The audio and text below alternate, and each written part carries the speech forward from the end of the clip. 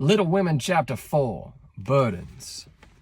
Oh dear, how hard it does seem to take up our packs and go on, sighed Meg, the morning after the party.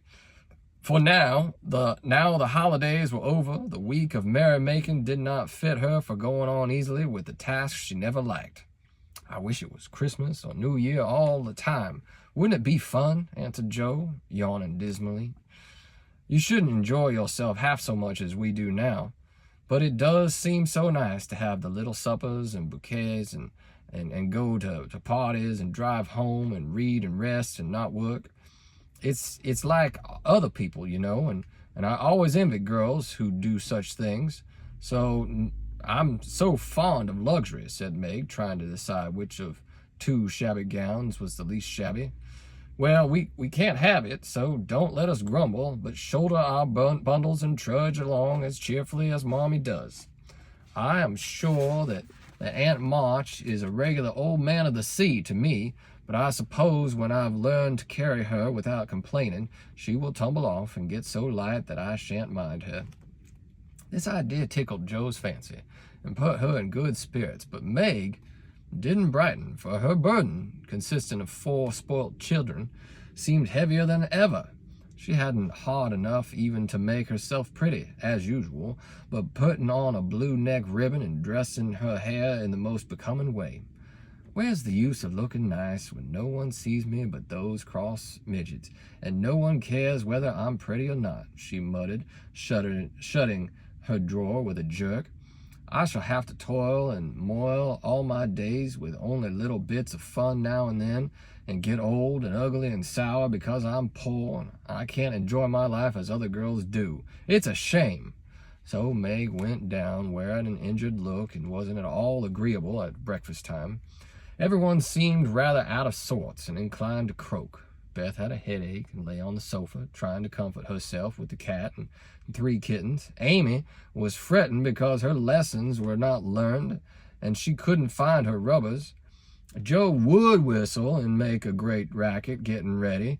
Mrs. March was very busy trying to finish a letter, which must go out at once, and Hannah had the grumps for being up late didn't suit her. There never was such a cross family, cried Joe, losing her temper when she had upset an inkstand, broken both bootlaces, and sat up upon her hat. You're the crossest person in it, returned Amy, washing out the sum that was all wrong with the tears that had fallen on her slate. Beth, if you don't keep these horrid cats down cellar, I'll have them drowned, exclaimed Meg angrily, as she tried to get rid of the kitten, which had scrambled up her back and stuck like a burr just out of reach. Joe laughed. Meg scolded. Beth implored, and Amy waved because she couldn't remember how much 9 times 12 was. Girls, do be quiet 1 minute. I must get this off by the early mail, and you drive me distracted with your worry, cried Mrs. March, crossing out the 3rd spoilt sentence in her letter. There was a momentary lull broken by Hannah, who stalked in, laid 2 hot turnovers on the table, and stalked out. These turnovers were an institution, and the girls called them muffs, for they had no others, and found the hot pies very comforting to their hands on cold morning. Hannah never forgot to make them, no matter how busy or grumpy she might be, for the walk was long and bleak. The poor things got no other lunch, and were seldom home before 2. Cuddle your cats and get over your headache, Bethy. Goodbye, Mommy. We are a set of rascals this morning, but we'll come home regular angels. Now then, Meg.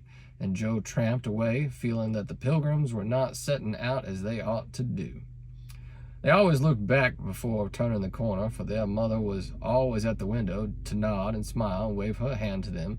Somehow it seemed as if they couldn't have got through the day without that, for whatever their mood might be, the last glimpse of their motherly face was sure to affect them like sunshine.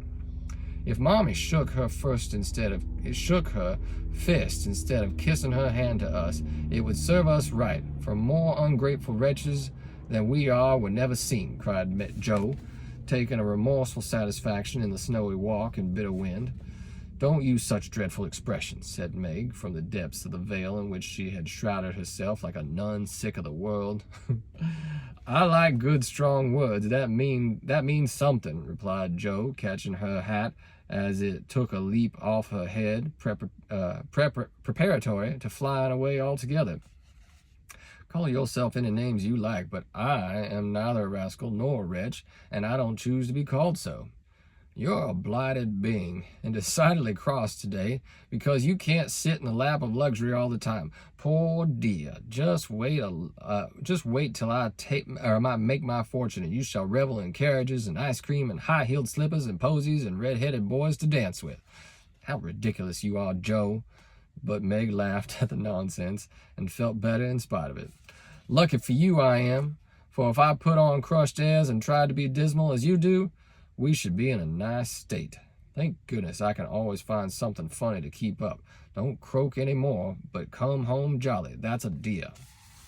Joe gave her sister an encouraging pat on the shoulder as they parted for the day, each going a different way, each hugging her little warm turnover, and each trying to be cheerful in spite of wintry weather, hard work, and the unsatisfied desire of pleasure-loving youth.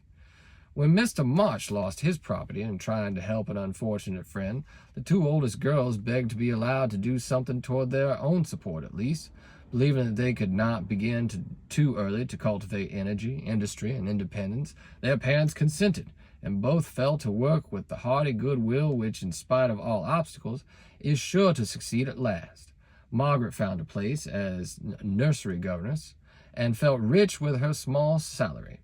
As she said, she was fond of luxury, and her chief trouble was poverty. She found it hard to bear than the others because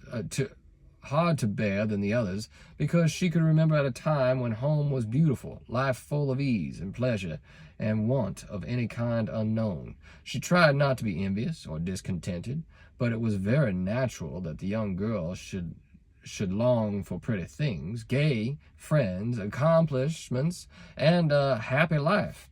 At the King's, she daily saw all she wanted, for the children's oldest sister were just out, and Meg caught frequent glimpses of dainty ball dresses and bouquets, and heard lively gossip about theaters, concerts, sleighing parties, and merrymakings of all kinds, and saw money lavished on trifles which would have been so precious to her.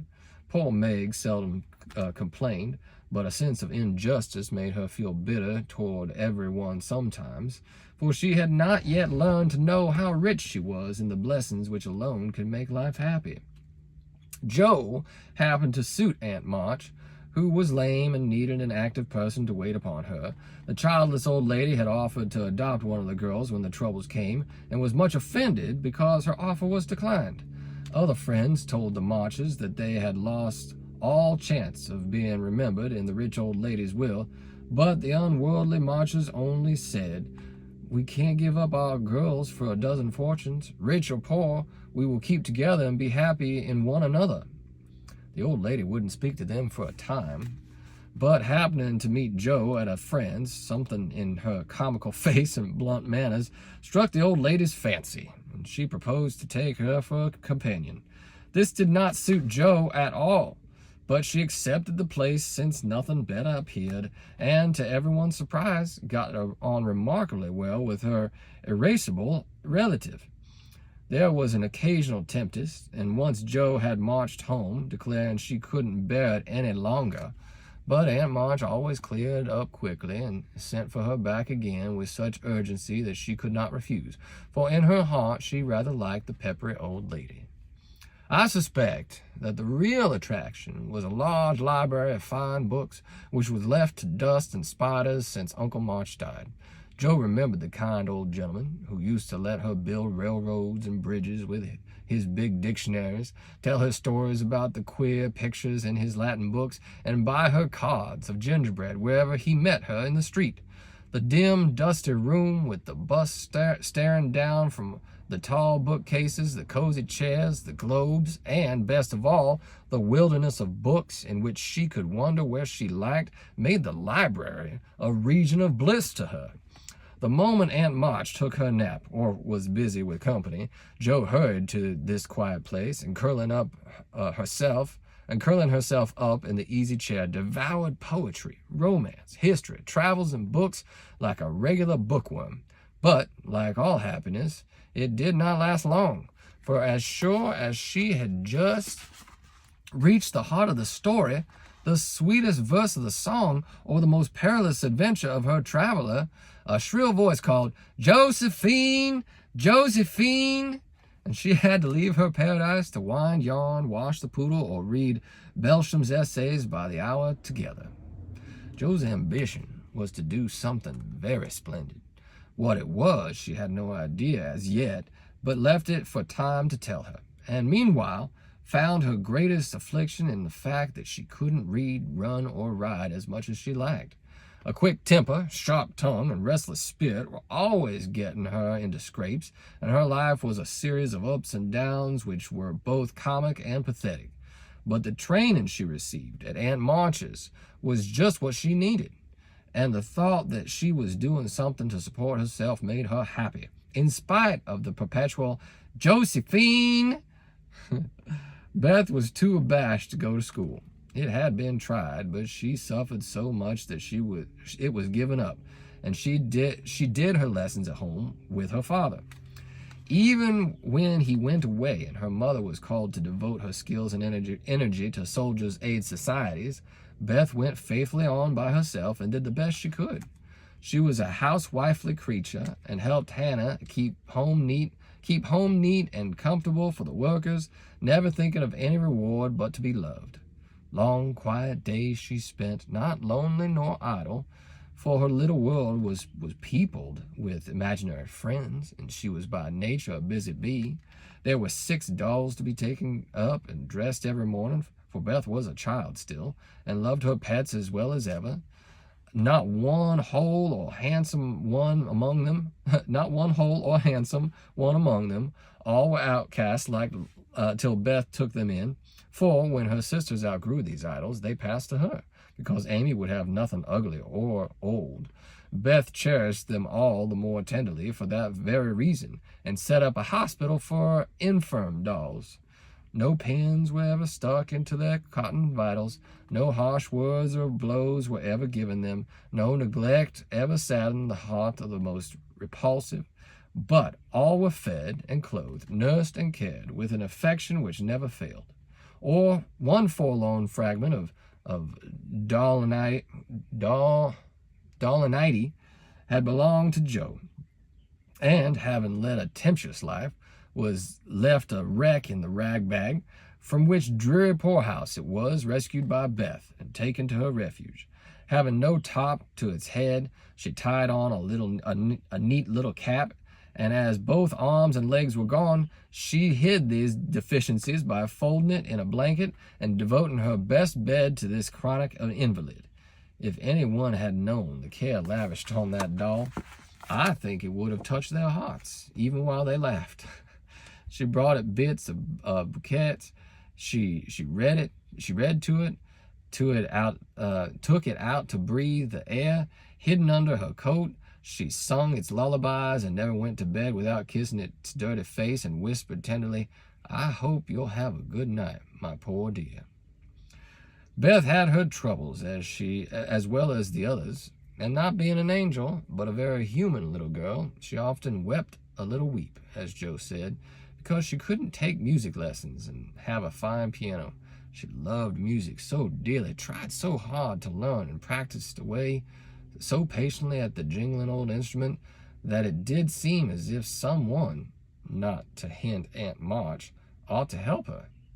Nobody did, however, and nobody saw Beth wipe the tears off the other keys that wouldn't keep in tune when she was all done. She sang like a little lark about her work, never was too tired to play for Mommy and the girls, and day after day said hopefully to herself, "I know I'll get my music sometime, if I'm good." There are many Beths in the world, shy and quiet, sitting in corners till needed, and living for others so cheerfully that no one sees the sacrifices till the little cricket on the hearth stops chirping, and the sweet, sunshiny presence vanishes, leaving silence and shadow behind. If anybody had asked Amy what the greatest trial of her life was, she would have answered at once, "My nose."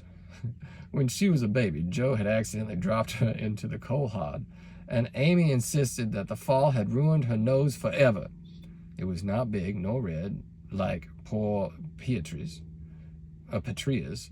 It was only rather flat, and all the pension in the world could not give it an aristocratic point. No one minded it but herself, and it was doing its best to grow. But Amy felt deeply the want of a Grecian nose, and drew whole sheets of handsome ones to console herself. Little Raphael, as her sisters called her, had a decided talent for drawing, and was never so happy as when copying flowers, designing fairies, or illustrating stories with queer specimens of art. Her teachers complained that, instead of doing her sums, she covered her slate with animals. The blank pages of her atlas were used to copy maps on, and caricatures of the most ludicrous description came fluttering out of all her books at unlucky moments. She got through her lessons as well as she could, and managed to escape reprimands by being a model of deportment. She was a great favorite with her mates, being tempered and processing the happy art of pleasing without effort. Her little airs and graces were much admired, so were her accomplishments. For beside her drawing, she could play 12 tunes, crochet, and read French without mispronouncing more than 2/3 of the words. She had a plaintive way of saying, "When Papa was rich, we did so-and-so," which was very touching, and her long words were considered perfectly elegant by her sisters, or by the girls. Amy was in a fair way to be spoilt, for everyone petted her, and her small vanities and selfishness were growing nicely. One thing, however, rather quenched the vanities. She had to wear her cousin's clothes.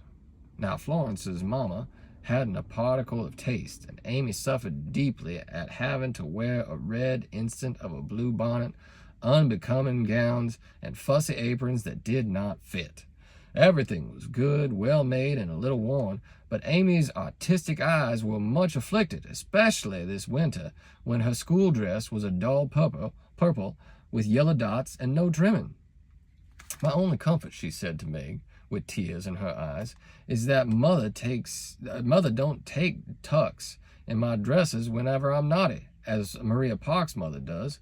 My dear, it's really dreadful, for sometimes she is so bad her frocks is up to her knees, and she can't come to school.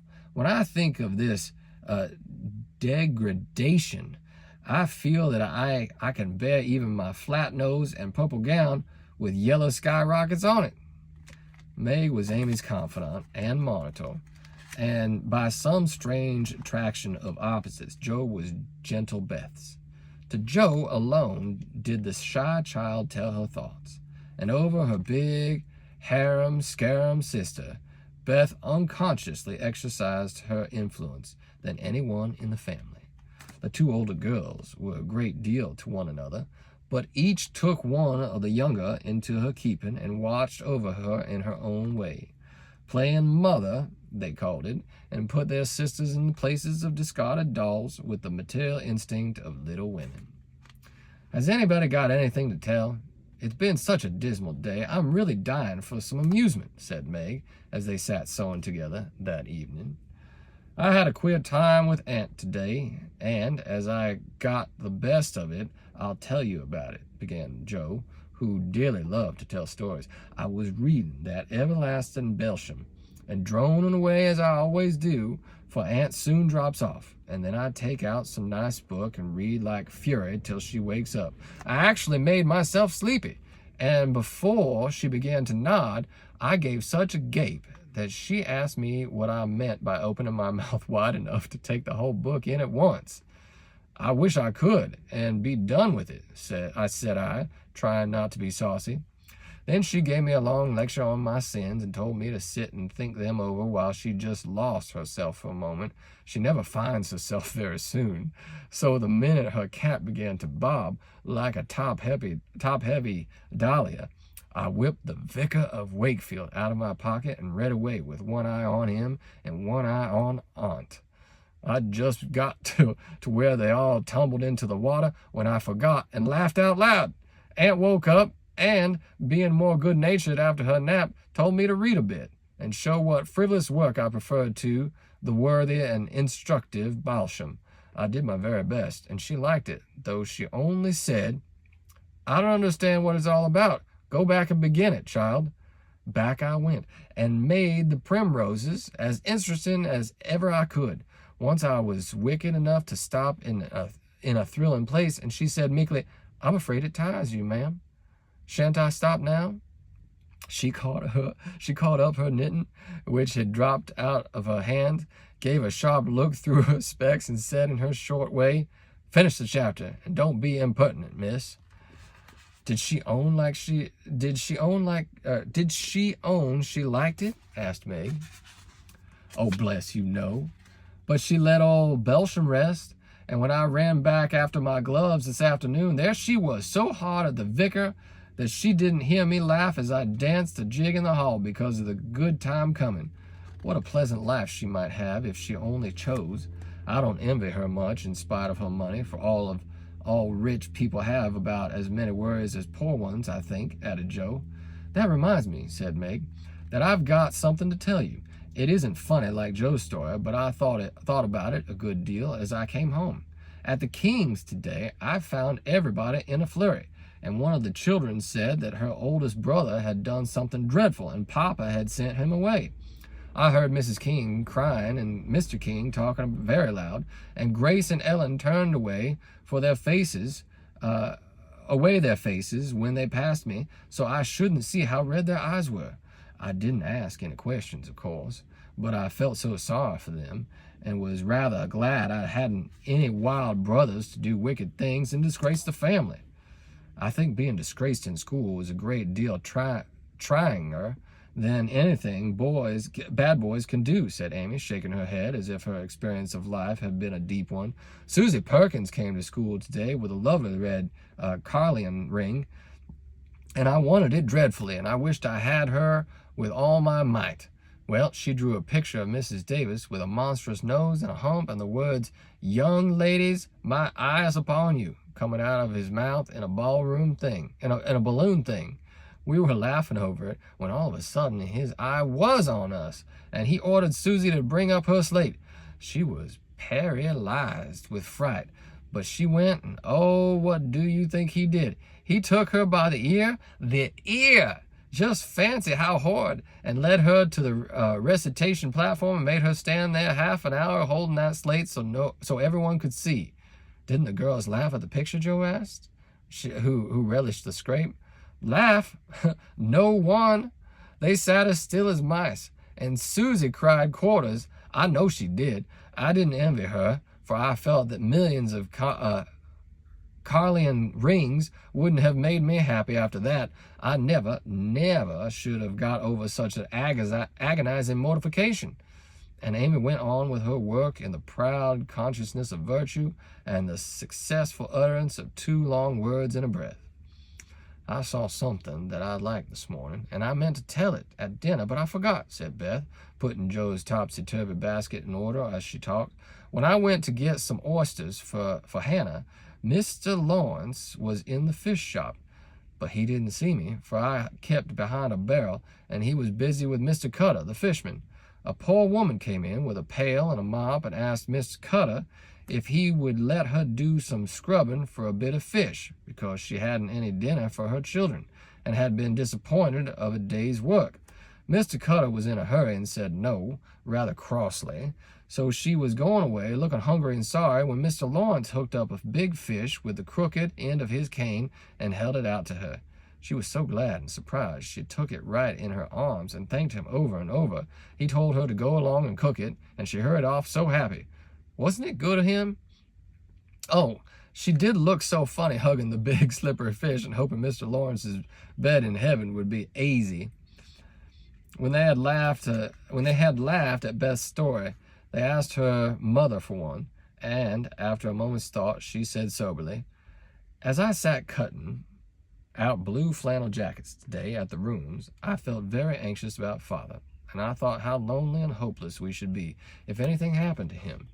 It was not a wise thing to do. But I kept on worrying till an old man came in with an order for some clothes. He sat down near me, and I began to talk to him, for he looked poor and tired and anxious. "Have you sons in the army?" I asked, for the note he brought was not to me. "Yes, ma'am. I had 4, but 2 were killed. One is a prisoner, and I'm going to the other, who is very sick in a Washington hospital," he answered quietly. "You have done a great deal for your country, sir," I said, feeling respect now instead of pity. "Not a mite more than I ought, ma'am. I'd go myself if I was any use. As I ain't, I give my boys, and give 'em free." He spoke so cheerfully, looked so sincere, and seemed so glad to give his all, that I was ashamed of myself. I'd given one man and thought it too much, while he gave 4 without grudging them. I had all my girls to comfort me at home, and his last son was waiting miles away to say goodbye to him, perhaps. I felt so rich, so happy thinking of my blessings, that I had made him a nice bundle, gave him some money, and thanked him heartily for the lesson he had taught me. "Tell another story, Mother, one with a moral to it, like this. I like to think about them afterwards, if they're real and not too preachy," said Joe after a minute's silence. Mrs. March smiled and began at once, for she had told stories to this little audience for many years and knew how to please them. Once upon a time, there were 4 girls who had enough to eat and drink and wear, a good many comforts and pleasures, kind friends and parents who loved them dearly, and yet they were not contented. Here the listeners stole sly looks at one another and began to sew diligently. These girls were anxious to be good and made many excellent resolutions, but they did not keep them very well, and were constantly saying, "If we only had this," or "if we could only do that," quite forgetting how much they had already had and how many pleasant things they actually could do. So they asked an old woman what spell they could use to make them happy, and she said, "When you feel discontented, think over your blessings and be grateful." Here Joe looked up quietly, as if about to speak, but changed her mind, seeing that the story was not done yet. Being sensible girls, they decided to try her advice, and soon were surprised to see how well off they were. One discovered that the money couldn't keep shame and sorrow out of rich people's houses. Another that, though she was poor, she was a great deal happier with her youth, health, and good spirits than a certain fretful, feeble old lady who couldn't enjoy her comforts. A third that, disagreeable as it was to help get dinner, it was harder still to have to go begging for it. And the fourth that even carnelian rings were not so valuable as good behavior. So they agreed to stop complaining, to enjoy the blessings already possessed, and try to deserve them, lest they should be taken away entirely instead of increased. And I believe they were never disappointed or sorry that they took the old woman's advice.